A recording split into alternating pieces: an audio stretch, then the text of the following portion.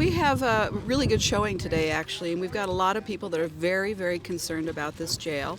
And unfortunately, it's towards the end, and we've got to act now. And we've enticed a lot of people to come out here to voice their opinion. We have every right to do this, and we hope the County Board of Supervisors are listening, because they did not listen to us. And we are in opposition to this jail for many reasons, but the biggest thing of all is the tax implication to us, a mostly retired community of 45,000 people, whatever it is. It's not fair the way this thing went, and we've got a lot of questions that need to be answered. So that's the reason we're here, and we're just amazed at how many people feel the same way that didn't actually have an opportunity to voice their opinion. So hopefully they're listening now. I hope the county officials never put it to the people and said, do you really want a jail in this location? And as a result, I'm here to protest and to say, no, we don't want that jail, and we don't want it here, and we don't want to pay higher property taxes to pay for it. I don't think there's a need for a new jail. I think what we need to do is to revamp our criminal justice system and kind of start doing away with these mandatory minimum sentences for nonviolent victimless crimes. We got too many people in the justice system as it is. So we need to start paring that back. You don't want this jail? You vote for candidates that don't support this jail, and we can stop it. This Board of Supervisors says there's nothing that can be done. This is an already done deal.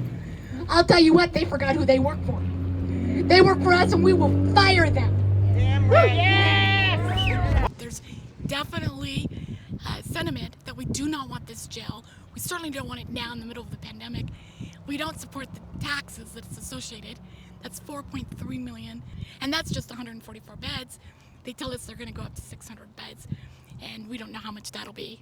I'm here because I don't believe in the jail tax. I think that the voters voted it down in 2 election cycles, and I thought the voters had spoken, and I thought that the way that the county supervisors figured out the only way that they could to raise the tax by 18% in 1 year in 2019 is just outrageous. I mean, they basically raised your taxes the maximum they could for a whole decade. We knocked down this jail tax once before, and here they are back again. And a lot of it is based on assumptions and projections and models of how we're going to have to expand the jail or create a new jail. And so I'm totally against all of that. I'm here because I know that jails do not keep our community safer. I know that we need funding for education. We need funding for healthcare. We need funding for other services, and those are things that will keep our community safe. This jail is not needed. We don't need it now. We don't want it now. We don't want it ever. If you are too poor to make cash bail, why are you sitting in that jail?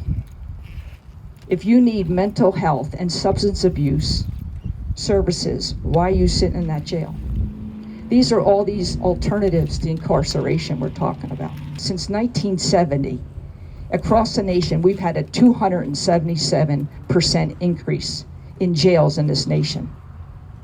Has this been this wild outbreak in crime in this nation? We've had that much of an increase in jails? If the Board of Supervisor is the jail district board, they can't be the check on themselves. So if anything that people can take away from this, we have to need an independent check on them. This can't continue like this. Our cities are taken over by city councils, mayors, supervisors, governors, and we don't have a choice anymore. So I think for me personally, I'm here because I have a choice. I still have freedoms. We are in control of their jobs. We can affect this election right now. Go home and affect this election. Vote them out. This is a referendum on this jail. Thank you. Let's get them out.